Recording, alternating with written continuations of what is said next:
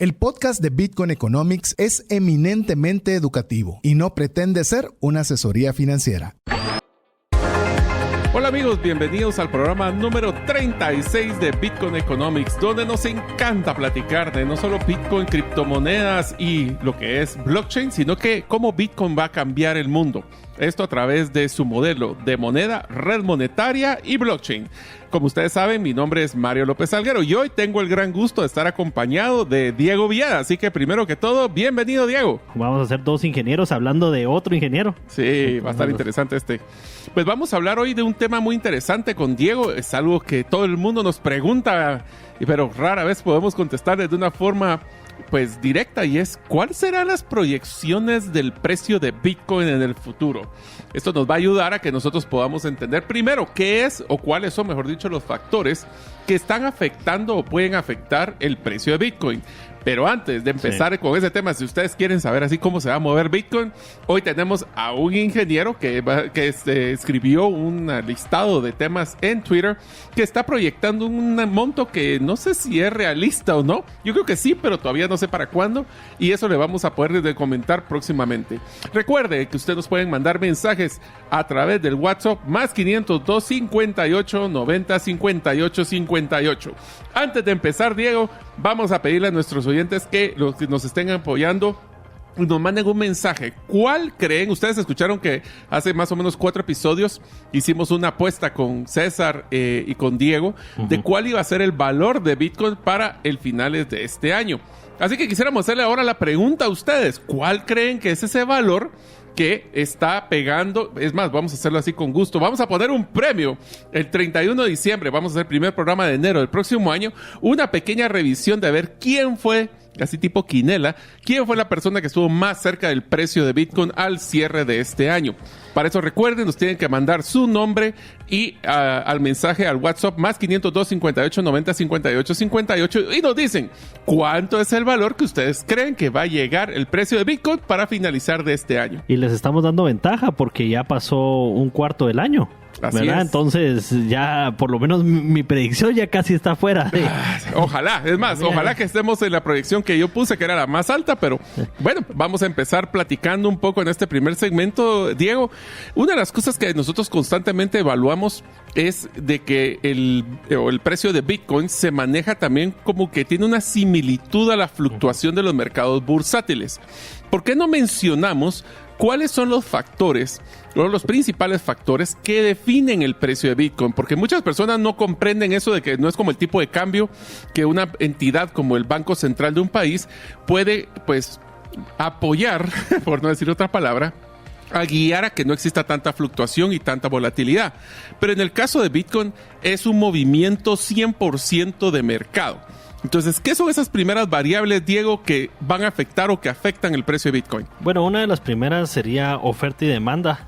Digamos, como cualquier activo, el precio del Bitcoin se ve afectado por la relación entre esa oferta y demanda, y la oferta de Bitcoin está limitada a 21 millones de monedas. La tasa de emisión disminuye con el tiempo debido a un proceso llamado halving, y la demanda de Bitcoin puede fluctuar debido a factores como el interés de los inversores, la adopción por parte de empresas y la cobertura contra la inflación. Ahí lo que estamos hablando, amigos, es de que si ustedes se han dado cuenta, cuando existe ahora un sentimiento de mucha confianza en el mercado bursátil, Bitcoin baja. ¿Por qué? Porque los inversionistas buscan colocar sus inversiones en el lugar que tenga el mejor retorno, pero balanceando el tema de riesgo. Por eso otro de los factores, por ejemplo, son temas como los eventos del mercado. Esto puede existir desde la guerra, que ya estamos viendo que ha sucedido, hasta temas como la crisis económica, que en este caso la crisis económica, como ustedes saben, lo hemos venido diciendo, no solo estamos empezando, estamos en medio y todavía falta que crezca, especialmente por temas de la inflación. Y como van a ver en las noticias de hoy, también problemas donde ya el poder del dólar está perdiendo cobertura en muchos países en el mundo. Regulaciones también entra ahí. Así es, porque también estamos viendo de que ese es un modelo de compresión o de liberación de los mercados, y eso pues va a afectar el tema de riesgo o percepción de riesgo de los inversionistas, y entre más percepción de tranquilidad hay en las criptomonedas, pues más inversiones van a entrar. Bueno, y la adopción también es otro de los temas, ¿verdad? Digamos, tenemos como una consecuencia directa del precio, lo que es la adopción y el uso generalizado, y a medida de que más personas, empresas y gobiernos acepten y utilicen Bitcoin, su valor puede aumentar. Y pues eso lo hemos visto también, ¿verdad? Desde la adopción de El Salvador, tal vez no es como el mejor ejemplo, que precisamente ahí bajó, pero vemos que es un factor y entre un mundo de factores. Así es. Entonces, otro de los factores que también afecta es la competencia. Y no solo voy a hablar del mercado de criptomonedas, como estos se encuentran con una constante evolución. Siempre entran nuevas criptomonedas. Obviamente no tienen el tamaño de Bitcoin. Voy a dar un dato solo para que tengan una idea. Al día de hoy tenemos básicamente 536 mil millones de dólares. Ese es lo que es el market cap, que es como que fuera el precio de valoración. Y la siguiente criptomoneda tiene 217 y la tercera 79. Sí. O sea, nos damos cuenta que es más del doble de lo que es la segunda criptomoneda. Pero siempre puede haber inversionistas que quieren diversificar su riesgo en temas de criptomonedas y por eso escogen otra moneda para invertir.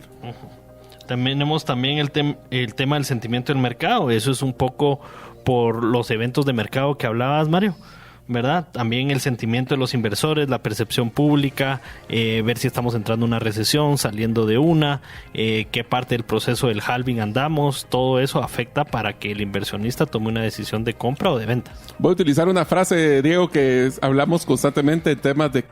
Así es, que dice buy the rumor, sell the news, ¿verdad? Es compra cuando hay rumores y vende cuando se hay una evidencia o cuando pasa la noticia. Eso tiene que ver mucho con el sentimiento del mercado. El mismo sentimiento del mercado genera el siguiente factor, que es la especulación. ¿Qué es la especulación? Es un factor importante en el mercado de criptomonedas, ya que buscan en algunos casos ganancias rápidas. Y es más, esto solo quiero hacer un pequeño paréntesis, Diego.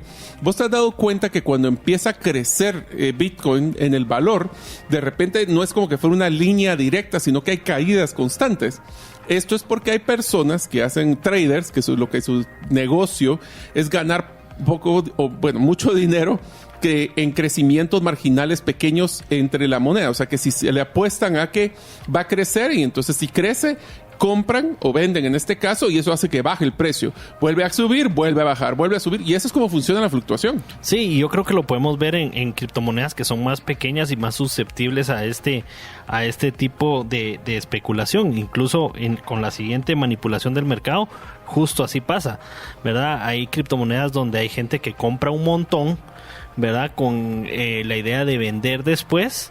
Y obviamente cuando compran un montón el precio sube, hay gente que se sube a esa ola de que sube, así que dicen, está subiendo, metámonos, y después ellos mismos bajan el precio porque pues controlan una gran parte del circulante de esa criptomoneda.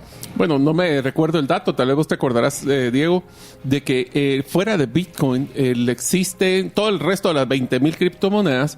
Él diría de que, si no es que todas, es controlada en un 80% por una cantidad no mayor de tal vez unas 20, 30 personas. Sí. Si no es que es uno. Doge tal vez es la más famosa del grupo, ¿verdad? Que son como 20 personas, ¿verdad? Y es una criptomoneda que está entre los primeros 10, 15 lugares. Sí, o sea, ¿verdad? Existe una saturación o una concentración. Otra de las cosas que también afecta es la regulación. Ustedes saben de que existen, casi que agarraron de piñata todos los gobiernos a tratar de pegarle a Bitcoin.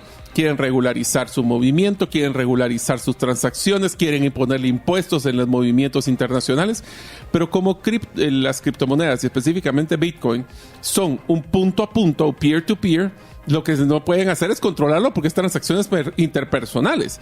Eso está generando una fuerza, y hablemos de las noticias que han escuchado en este programa como FTX, Celsius y otros más, donde lo que existe es una presión social para que los reguladores ingresen a tratar de proteger a las personas. El problema es que ¿de quién protegen?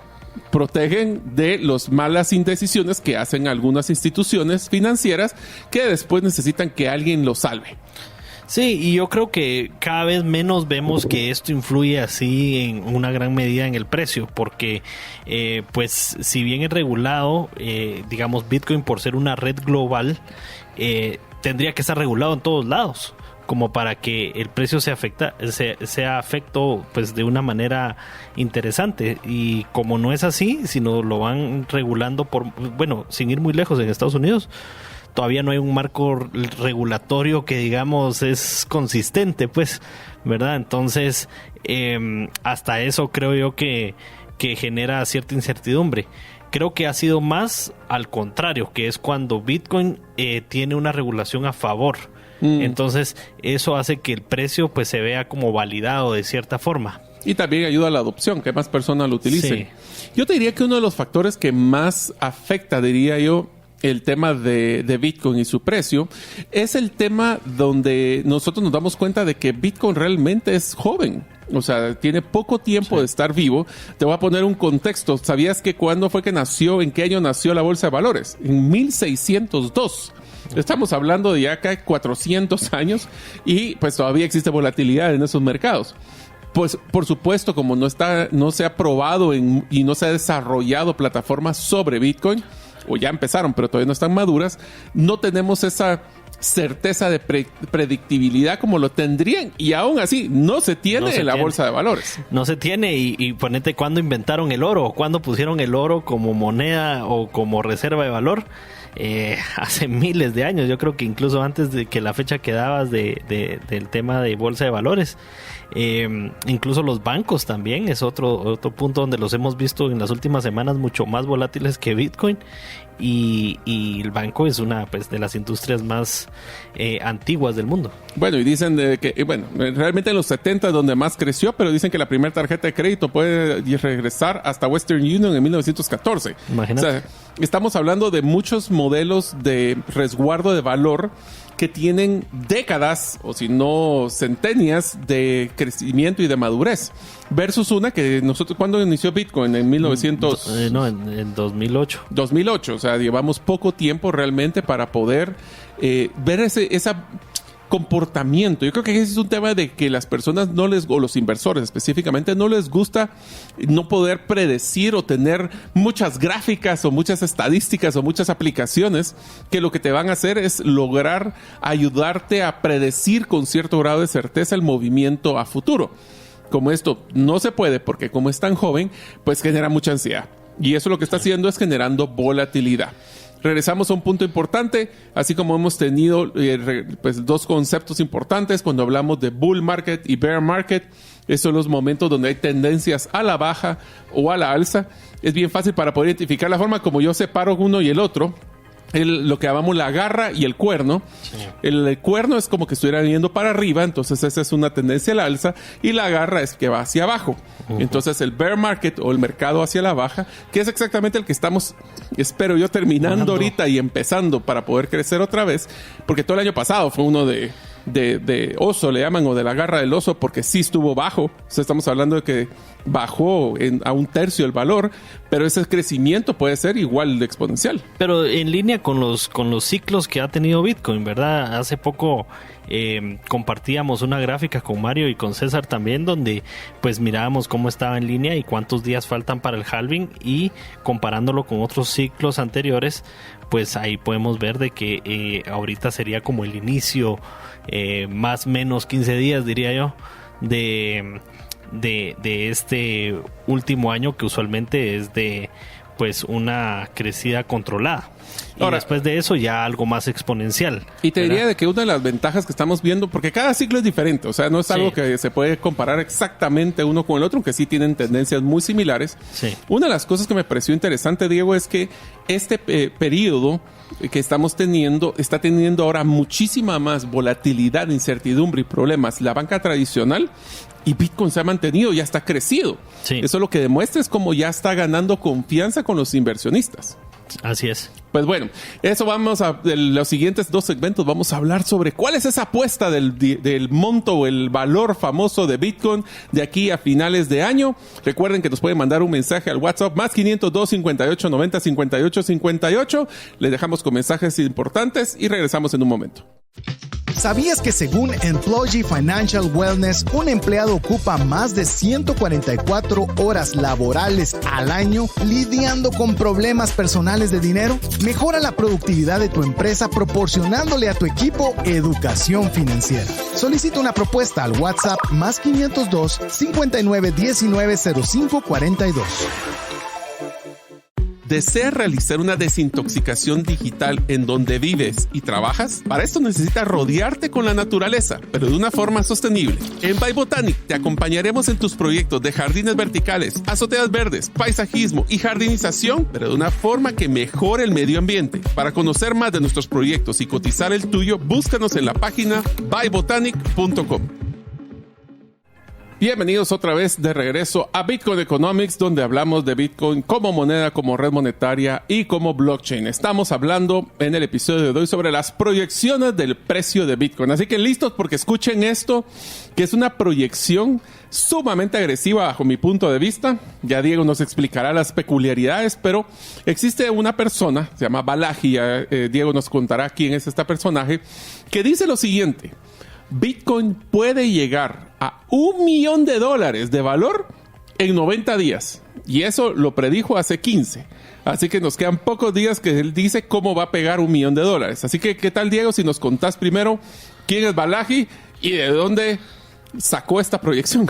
Bueno, démosle, sí. Porque suena así exorbitante, pero ya después...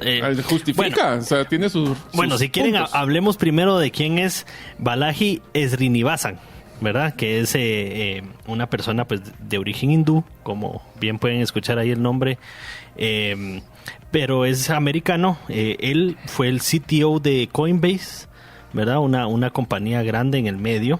Aparte de eso, es un partner de inversión en Andreessen y Horowitz, uno de los más grandes fondos de inversión de angel investors del mundo.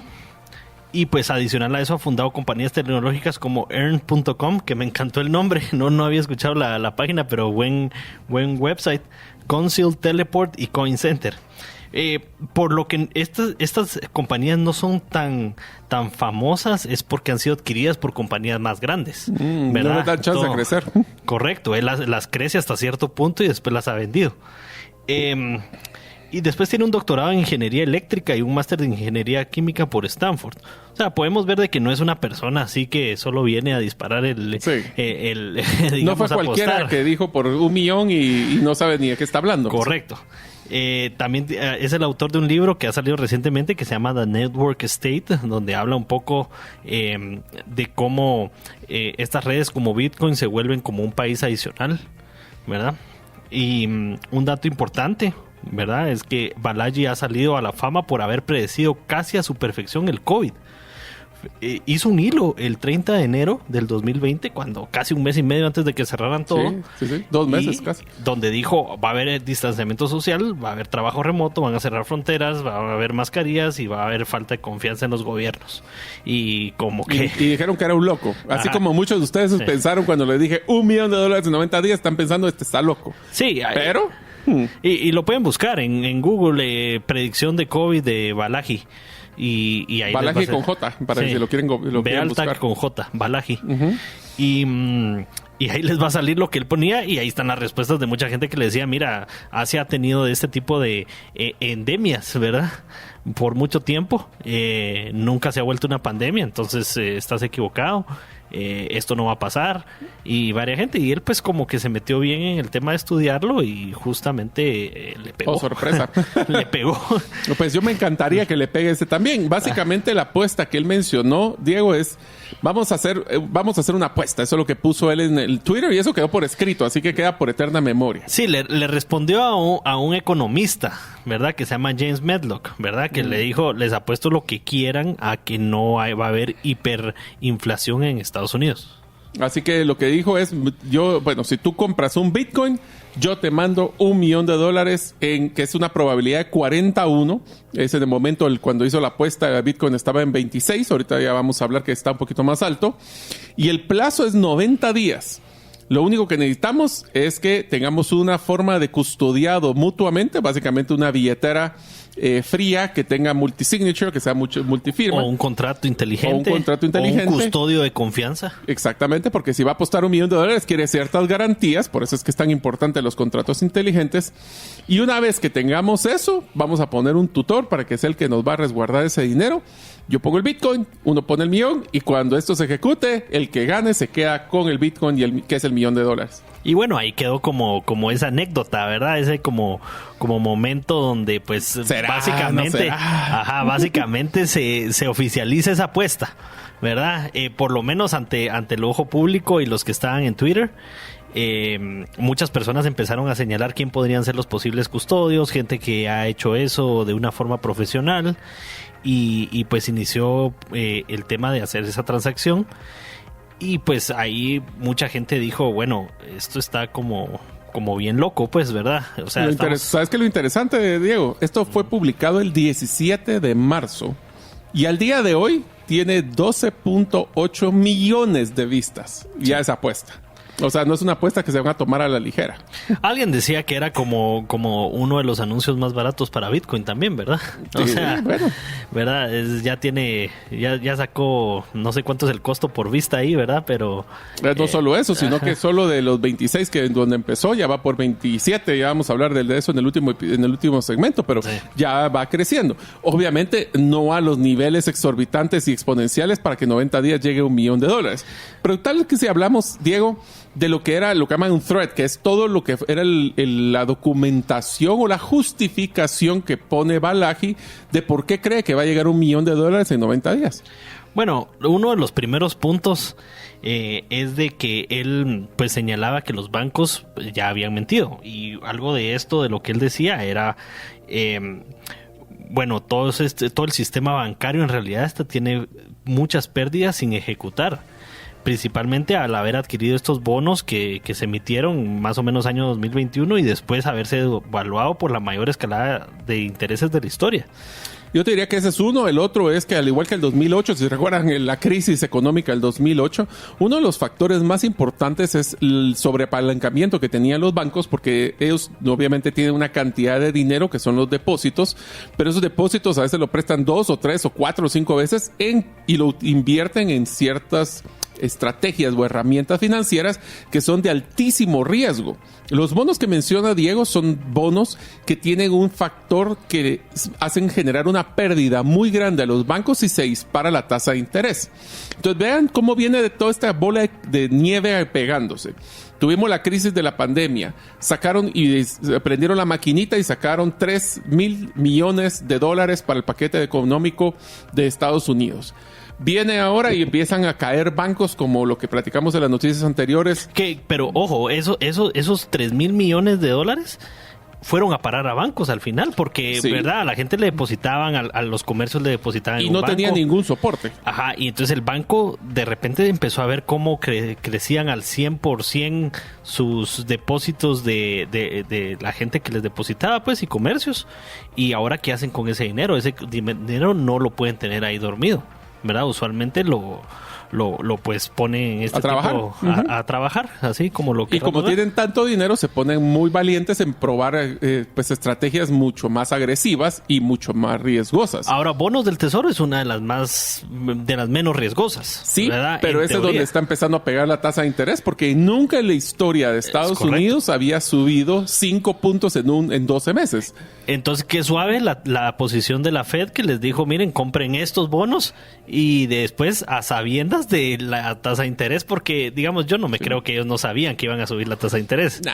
¿Verdad? Entonces... Lo que pasa es que no sabían cuánto y qué tan rápido. Sí. Pero te voy a poner, porque es que este es un tiro de gracia. Yo creo que sí sabían. ¿Sí? Realmente creo que sí sabían, ¿verdad? O por lo menos tenían que tener una noción. Ahora, esto es un doble golpe, porque ahorita que empezó a caer Silicon Valley Bank y otros bancos, ¿qué es lo que hizo otra vez el Fed? Bueno, vamos a rescatar los bancos. ¿Y qué hizo? Imprimió, que ahora ni es ni imprimir, ¿verdad? Simplemente hace la transferencia electrónica de otros $3,000 millones. Estamos hablando de que de la cantidad de dinero total en Estados Unidos se ha impreso casi el 40% en menos de 2 años. Yo digo que si metamos el tercero, yo creo que es más del 50. Más del 50. O sea, la mitad de la economía estadounidense se produjo mágicamente en los últimos 3 años. Sí. Y eso genera una burbuja porque acuérdense, así como ustedes estamos escuchando lo que era, cuáles son los factores que afectan el precio de Bitcoin, que es la oferta y demanda, pues aquí es el mismo concepto, donde están generando una inflación tan grande, una hiperinflación, que todo se está disparando en precios y por ende el dólar pierde valor y eso lo que hace es perder credibilidad también. Y obviamente los bancos nunca van a decir esa posición, pues, ¿verdad? No es algo que sea conveniente para ellos tampoco, pero yo creo que podemos recordar para los que ya vieron la película The Big Short, no sé si ya tuviste la oportunidad de verla. Ese es pues el documental básicamente de del tema del 2008 de los bancos, ¿verdad? Y hay una escena donde cabal está en un anfiteatro, un debate de alguien que había apostado en contra de los bancos y un banquero, ¿verdad? Entonces el banquero decía, no hombre, todo está bien, tranquilos. Y el otro empezó a hablar y les dijo, no, porque esto y esto, ¿verdad? Empezó a exponer su caso. Y en tiempo real estaban bajando las acciones del banco que estaba representando el otro señor. Entonces es una escena bien icónica de esa película donde la gente de la nada dice, bueno, aquí ya llegamos al punto de quiebre y mejor se levanta y se va de la conferencia. Bueno, ese es uno. O sea, sostuvieron la mentira hasta el final. Pues, sí, o sea, por lo menos fue consistente. Otro de los factores que también está claramente afectado, Diego, y esto sí es uno de los que más me preocupa porque lo puso en este listado de temas por el cual sustenta el $1,000,000 en 90 días, Balaji, es lo que llaman pérdidas no realizadas. Pérdidas no realizadas, para que ustedes se den una idea, amigos, es por ejemplo cuando un banco viene y les da una tarjeta de crédito. Y la tarjeta de crédito, por X o razón, ustedes no la pagan. Esto es legislación estadounidense, o sea, no aplica necesariamente en Latinoamérica. Depende del país donde nos escuchen, hay que averiguar cómo aplica. Pero en el caso de Estados Unidos, vienen las personas, hablemos de hipotecas, y al banco no le interesa poder ejecutar esa hipoteca. ¿Por qué? Porque pierde dinero, seguramente por una devaluación del bien inmueble, pero más importante es porque le van a pedir más reservas. Entonces, ¿qué es lo que hacen? Pues le van dando opciones, algunas veces hasta ilógicas, a los deudores para extender el préstamo. Al punto que se han enterado de algunas malas prácticas en algunos bancos que los propios bancos le ponen $1 a la hipoteca solo con tal de mantenerla activa.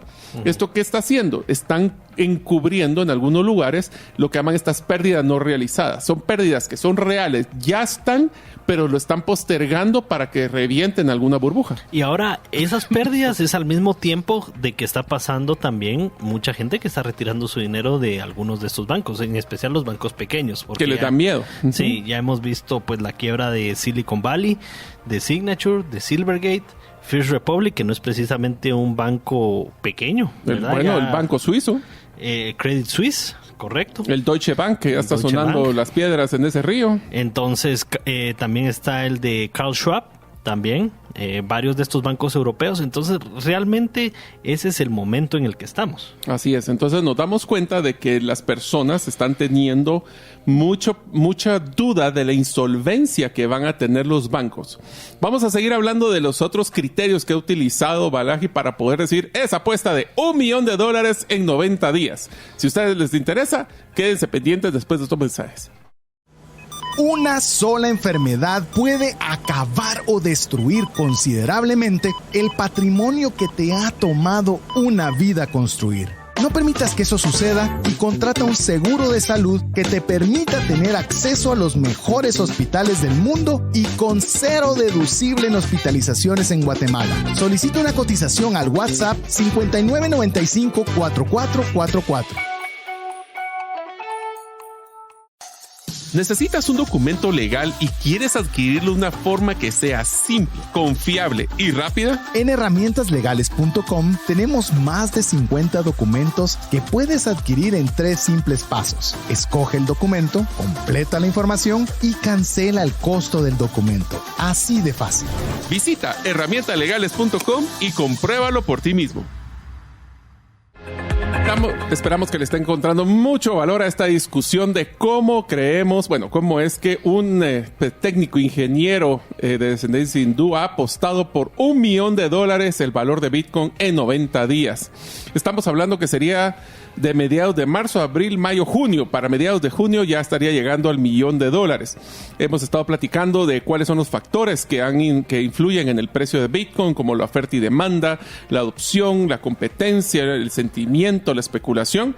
Y empezamos hablando de cómo era esa apuesta que hizo Balaji con otro economista. Y ahorita vamos a hablar sobre, 90 días no fue así seleccionado al azar, fue seleccionado específicamente en un periodo de tiempo donde van a suceder ciertos conceptos o ciertas acciones que son sumamente importantes para el futuro económico de Estados Unidos. Así que, ¿qué tal, Diego? Si seguimos, una de las cosas que platicamos era de que las personas cada día están perdiendo más confianza en que los bancos les van a poder cubrir sin tener que irse una pérdida y que el gobierno los rescate todos los depósitos que tienen. Hay limitaciones porque hay algunos bancos que arriba de cierta cantidad no les dan garantía y entonces se está creando esa incertidumbre que está afectando a los inversionistas y que están viendo a los bancos y a todos los productos bancarios como lo que son depósitos a largo plazo, ese tipo de cosas que les está generando mucha ansiedad. Así que, Diego, contame, ¿por qué es que escogió Balaji estos específicos periodos de marzo a junio? Bueno, hay varias razones también para que haya sido un tiempo tan corto, porque una apuesta de este tipo, donde es 40 veces el valor, la esperaría ver en un tiempo pues mucho más largo, ¿verdad? Como vos decías, yo he escuchado este precio en Bitcoin, pero lo esperaba en 10 años. Sí. ¿Verdad? Lo esperaba en 5 años.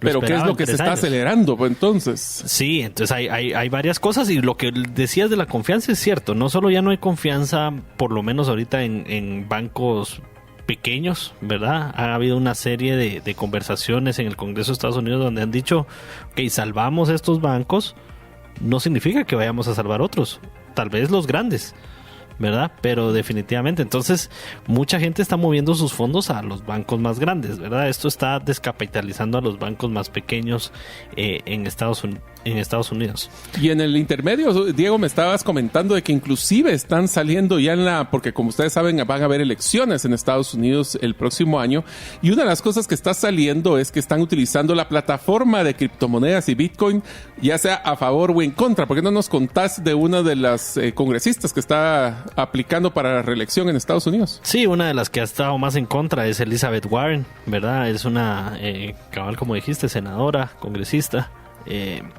de Estados Unidos, donde ella pues lo que dice es sacó un titular de prensa del Wall Street Journal para anunciar su reelección, y lo que decía el titular era Elizabeth Warren está construyendo un ejército anticripto. Imagínate, ya le están utilizando hasta la bandera de criptos como una plataforma, que hablando de eso, vamos a ver si en nuestro lado aquí en Guatemala, los políticos que están en elecciones para este año hacen el tema o mención de Bitcoin. Sería interesantísimo ver si alguno de ellos utiliza esa plataforma. Sí. Una de las cosas que mencionan en este economista hindú es el concepto de lo que se llama hiperbitcoinización. Sí. El hiperbitcoinización suena como trabalenguas. Es porque existe el concepto de hiperinflación. Hiperinflación, como ustedes saben, es un proceso acelerado de la pérdida del valor de una moneda, en este caso el del dólar. Y cuando comparamos Bitcoin, cuánto compra, por decirlo así, o cuánto es lo que es el poder adquisitivo de un Bitcoin contra el del dólar estadounidense, se van a dar cuenta que el dólar está inflado y está perdiendo valor. Y por ende, la percepción de valor de Bitcoin crece sustancial y exponencialmente para poder entonces tener esa hiperbitcoinización. Sí, y yo creo que, digamos, las dos cosas que junta ahí, ¿verdad? Es todo este tema de los bancos que está pasando, como hemos visto, bancos que han quebrado, más reguladores que quieren, digamos, cerrar esas vías para entrar al mundo cripto en Estados Unidos.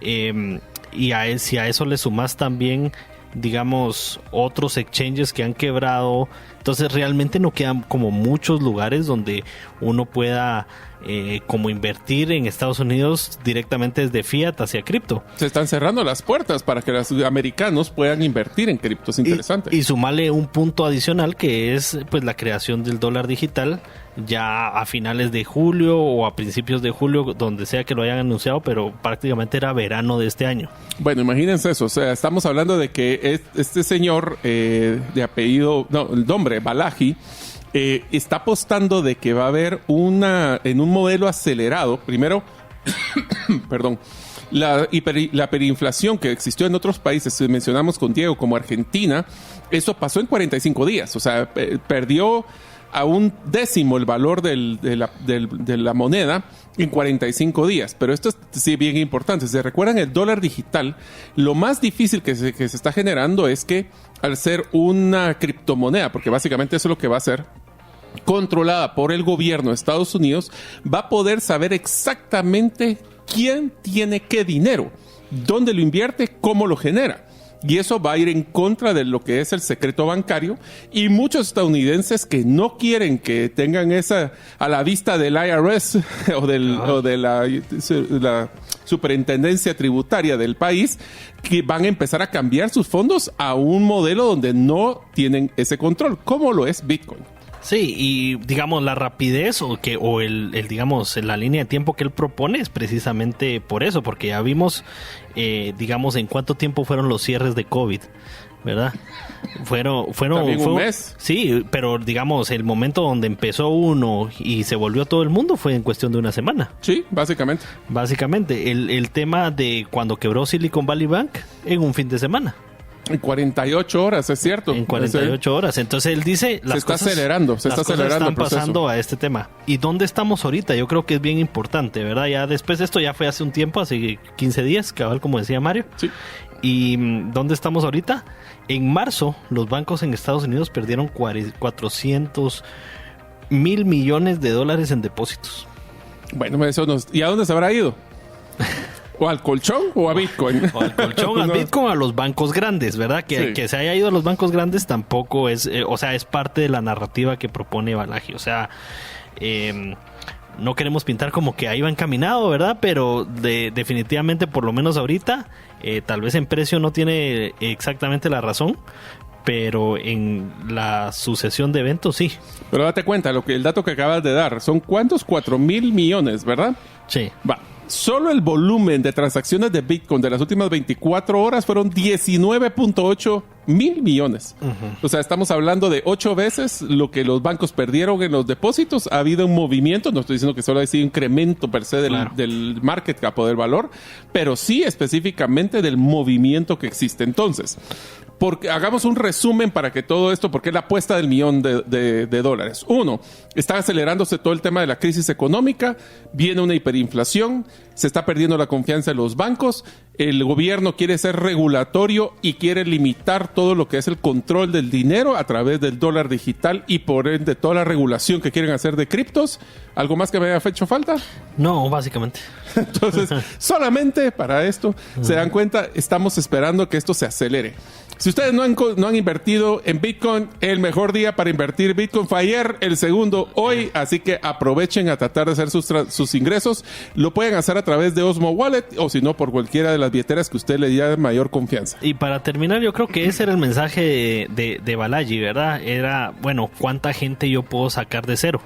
¿Verdad? De no tener nada de Bitcoin, por lo menos los estoy apuntando hacia un activo que yo creo que los puede ayudar a sobrevivir eso que puede pasar. Así es, y recuerden amigos que ustedes pueden empezar su primera inversión. Aquí tenemos al productor de nuestro querido programa apostando de que tiene que meterse a Bitcoin, así que ya entre poco vamos a saber de que van a ser uno de los que hemos hecho Orange Pilling, ustedes ya saben, así que esperamos de que sea de mucho valor y los vemos en el siguiente segmento después de estos mensajes.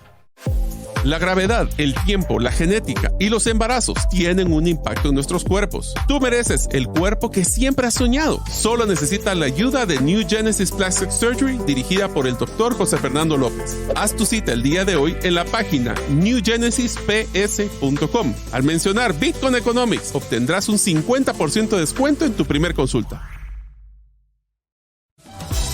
¿Te gustaría establecer si el invertir en criptomonedas es para ti? En el libro 10 razones para invertir en criptomonedas y 5 para no hacerlo, aprenderás de forma simple, amena y práctica los conocimientos básicos sobre esta forma de inversión. Adquiere el tuyo al WhatsApp 2433-4589 o en las principales librerías del país. Si vives fuera de Guatemala, búscalo en Amazon.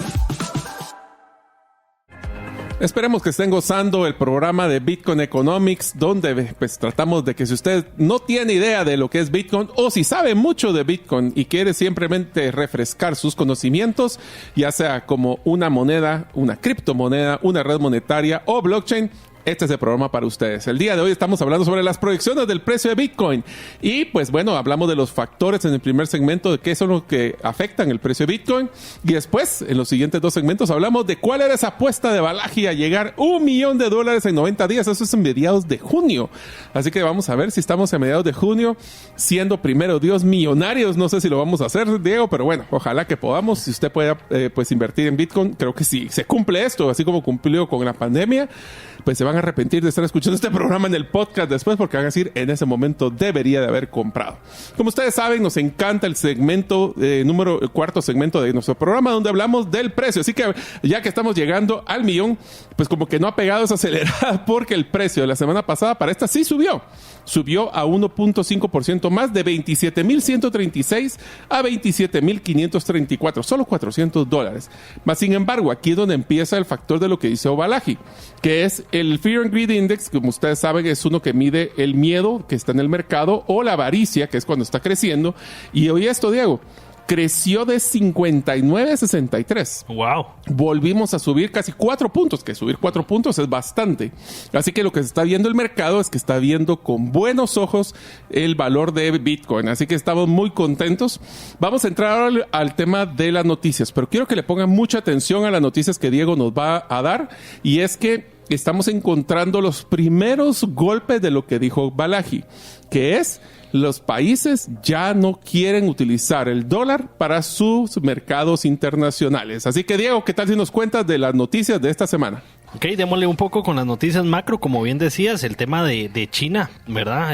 Bastante importante su actividad esta semana. Ha cerrado con varios países, de hecho. Está aprovechando esta crisis económica en Estados Unidos. Sí, tratos que ponen en riesgo la dominancia del dólar. Por ejemplo, con Francia completaron una transacción de gas natural usando el yuan chino como moneda de transacción. Francia, que es un país de la OTAN, ¿verdad? O sea, es un aliado cercano de Estados Unidos. Con Brasil concluyeron un tratado para intercambiar bienes y servicios en sus propias monedas. O sea, están brincándose el dólar. Pero ¿sabes qué es lo interesante? Los embargos, que era el poder económico que tenían los estadounidenses para presionar a los países a hacer lo que les interesaba en su mercado, en sus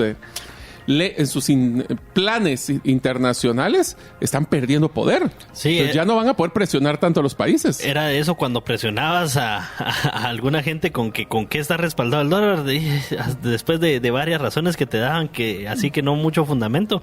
Después te decían, no, pero está respaldado con la dominancia que tiene el mundo.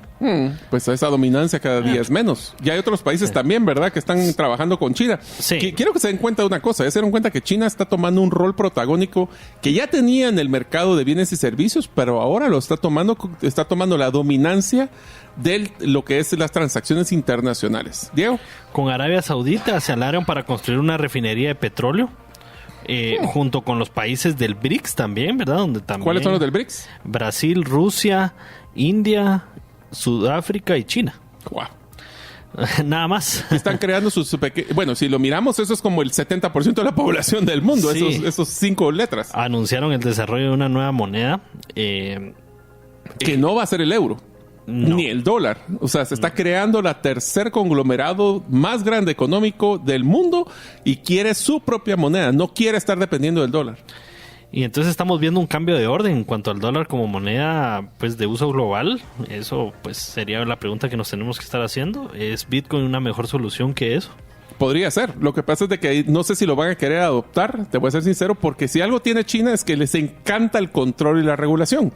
lo platicamos cuando ellos ya lanzaron el yuan digital, que es su moneda digitalizada, y lo simpático es que lo lanzaron con tiempo perecedero, o sea que nosotros nos podían pagar, imaginemos como un quetzal, lempira, dólar, pero usted tenía un año para gastarlo, y si ese dólar o ese yuan no lo gastaba, lo perdía.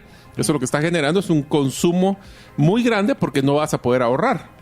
Ok, también tenemos otro reporte de Reuters, ¿verdad? Que se espera que los fondos del Social Security se acaben para el 2033. O sea, el Seguro Social de Estados Unidos va a perder la capacidad de atender a los pacientes en el 2033. Según este reporte, sí. Entonces ya se vuelve como una situación bien preocupante, no solo para el dólar, sino... Y ahora imagínate con una hiperinflación, ¿verdad? ¿Se podrá hacer eso 3 años, 5 años? Imagínate que ya las personas en Estados Unidos no puedan pagar sus servicios médicos y no puedan hacer sus compras básicas por el poder adquisitivo del dólar. Vamos con algunas de cripto que van ahí. Bueno, ya comentamos la de Elizabeth Warren, que así lanzó su campaña de reelección, ¿verdad? Con un mensaje claro que está armando un ejército anticripto. Curiosamente salió un video de ella también hablando del tema y dice, es que a mí lo que me molesta es que Bitcoin no está respaldado por nada. ¿Y el dólar? y es exactamente el entrevistador se queda así como, mire, pero ¿y el dólar? Y ahí le da un poco de vueltas de esas que hablábamos ahorita, ¿verdad? Gracias. El gobierno de Estados Unidos tiene un custodio de 205.515 bitcoins y esta semana anunció que venderá 41.500 relacionado al caso Silk Road en 4 ventas separadas durante el año. Eso lo que va a hacer es que va a hacer un pequeño brinco, bueno, en este caso caída, del valor de Bitcoin. O sea, que no nos sorprenda que de repente en un día, en una mañana, baje y vuelva a subir. Eso va a ser estas ventas que van a hacer. Aunque quién sabe, ¿verdad? Porque si hay compradores para ese monto... pues con lo que dijo Balaji, creo que va a haber cola, esperemos. Sí, porque incluso con este anuncio anunciaron que ya habían vendido 9,000 y ni cuenta nos dimos. Ni cuenta nos dimos. Entonces... Sí. Interesante. Y otra cosa que me pareció interesante de esta noticia es que esto es casi 10 veces o más, casi 100 veces lo que tiene El Salvador. Sí, porque El Salvador creo que tiene solo como 2,000 y pico. Sí. Y todavía le alegan a El Salvador de que tiene bitcoins, ¿va? Y que uno de los principales personas que tiene bitcoins es el propio Estado de Estados Unidos. Posiblemente el que más. Así es. Sam Bankman-Fried, ¿verdad? El de FTX. El CEO de FTX obtuvo su 13ª acusación por soborno a autoridades chinas para liberar $100,000 millones que habían sido incautados en China. O sea, ya lleva 13ª acusación. Sí. Y viajando de lado a lado. Pero bueno, vamos a ver qué pasa con esas noticias. Según Galaxy Research, hemos entrado en la fase de acumulación del ciclo de Bitcoin, que era lo que comentábamos al principio, al estar aproximadamente a un año del halving. Pero ¿por qué no hablamos? Pues nos quedan unos minutitos. ¿Por qué no hablamos del concepto de halving? Básicamente, sí. ¿Qué es lo que pasa en el halving, Diego? Pues se ajusta la dificultad para minar Bitcoin al doble. Así es, o sea que si antes... ¿Se recuerdan que para poder minar un Bitcoin y estamos... ustedes quieren escuchar cómo fue que se produce un Bitcoin, lo pueden escuchar en el podcast. Pero una de las cosas que decíamos es que para que esto se vuelva sostenible en el tiempo, cada vez debe ser más difícil minar. Piensen en la mina de oro, es más difícil porque al principio tal vez las vetas están más a flor de tierra, pero tenemos que ir más profundo y se vuelve más caro y más difícil de obtener esos lingotes de abajo. Lo mismo pasa con Bitcoin, que es el oro digital. Entonces el halving es uno de los que dice es que cuando llegue ese corte va a ser el doble de difícil, o sea, el doble o va a ser, mejor dicho, por el mismo esfuerzo vas a producir la mitad de Bitcoin que producías antes. Eso hace que obviamente se vuelva menos rentable la minería de Bitcoin, pero también genera esa necesidad de oferta y demanda, de que hay escasez, y esa escasez hace de que el precio se incremente, ¿verdad, Diego? Sí, mírate esta otra noticia. Bittrex anuncia su salida de Estados Unidos para el próximo mes. Bittrex. Wow. Si a esto le sumamos la propuesta de ley del presidente Bukele, donde decía la reducción de impuestos para el sector de tecnología y obviamente de cripto, podríamos ver un éxodo de compañías irse al país vecino. Wow. Es misma zona horaria. con condiciones favorables. Vuelos directos igual que acá. Vuelos directos. Yo creo que pues podría ser un no-brainer para algunas compañías, ¿verdad? Una decisión muy sencilla de tomar para algunos de los que en Estados Unidos los están, al contrario, persiguiendo. Sí, los están acosando, les están poniendo regulación, les están poniendo impuestos, le están poniendo un ejército en contra del cripto los políticos. En el cambio, en El Salvador están diciendo, vénganse para acá. Creo que independientemente de la decisión que ustedes puedan considerar si fue buena o mala para la economía salvadoreña, el hecho de que puedan tener a Bitcoin como una moneda legal. Lo que ha sido eminentemente una genialidad es cómo el presidente Bukele ha utilizado esta bandera de Bitcoin para generar un ingreso de inversión extranjera exorbitante. Sí, y turístico también, ¿verdad? Turístico, financiero por medio de compañías que se están mudando permanentemente, otras que simplemente no tenían a El Salvador en el mapa y ahora quieren hacer negocios. Entonces yo creo que es un acierto. Uh-huh. Es un acierto. Y obviamente la cantidad de dinero que tiene en las arcas del Estado en Bitcoin, pues como dice él, no ha ganado ni ha perdido hasta que no los venda y pues no está pensando venderlas. Así que esto es lo que nos va a generar, amigos. Es una oportunidad de la buena, de envidiable, para que nosotros pudiéramos estar llamando a esas, pues ahí sí que políticos que nos estuvieran escuchando, sería ideal que empiecen a pensar cómo van a poder hacer el desarrollo económico en un mundo que está exponencialmente cambiante, donde, acuérdense, el dólar va a perder valor. ¿Qué pasa con el tipo de cambio en el caso del quetzal? ¿Qué pasa con el poder adquisitivo, con todos los productos que importamos de Estados Unidos? Ahora se va a volver una guerra comercial sumamente interesante. Les dejo un mensaje final. Puede ser que llegue a $1 millón, puede ser que no. Si llega $1 millón, la pregunta que hicieron es ¿por qué no compraron hoy? La segunda pregunta que les haría es, en una crisis financiera como esta, donde va a haber problemas en la banca, va a haber problemas en la percepción de confianza, ¿qué negocio o qué iniciativa, un emprendimiento, startup, usted les gustaría hacer para aprovechar en esas oportunidades?